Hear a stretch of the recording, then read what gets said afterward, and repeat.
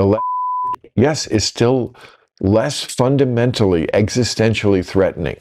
And it actually affects way less. The left just got too, the shit got too far. So let's just try to back up here for a second and move away from the direct violence and the chaos right now and the way the media lies about it and everything else. What we're largely seeing here is very much what I've talked about on this show for years, that this woke thing, this monster that the progressive movement created, where it was going to have these America-hating lunatics and these jihadists and these communists and the gender queer weirdos and this alliance of lunacy, it was going to lead to something really, really dangerous. And even though obviously the election of Donald Trump is a major pushback on that, and we've seen the culture change and people are being a little less politically correct and all that stuff, even though that is all true and we've pushed a lot of the DEI stuff out of our institutions, it's still here. And what we're seeing right now is that it still has an ability to basically destroy a city. Like if you're just somebody trying to go to work and you're trying to get on the 405 or the what other roads they got there that they're taking over, the 110, I've blocked that whole period of life out of my mind at this point.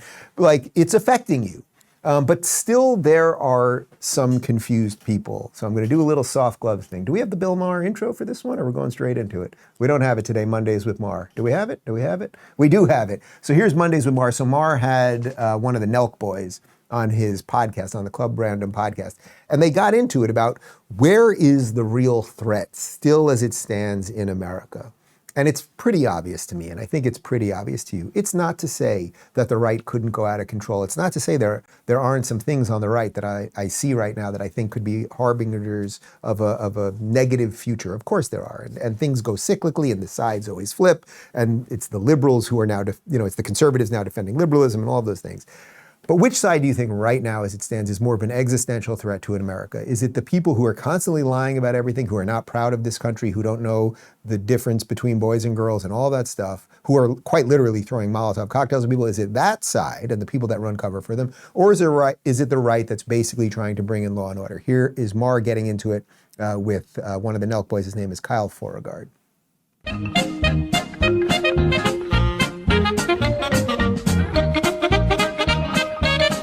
Because I recognize the craziness on the other side too, and I call them out on just as much.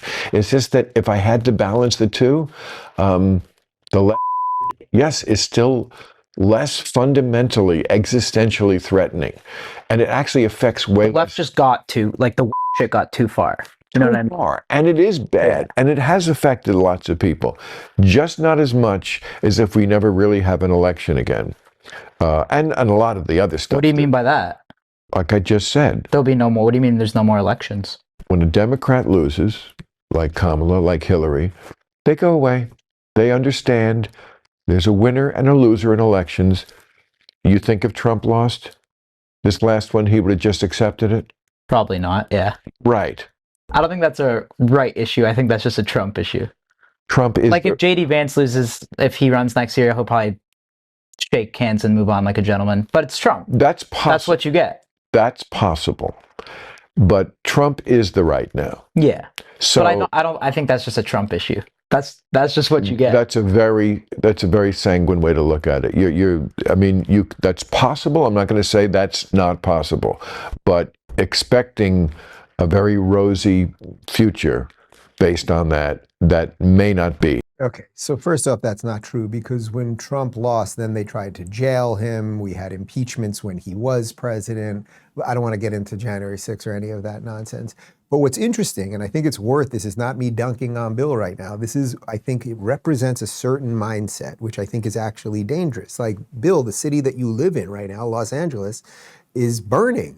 I know it's not the entire city, as Stelter said, but a portion of it is. And it could get to the nicer areas. And if it did, and the fire was burning its way up this time of year when things burn, you might think it's an existential threat.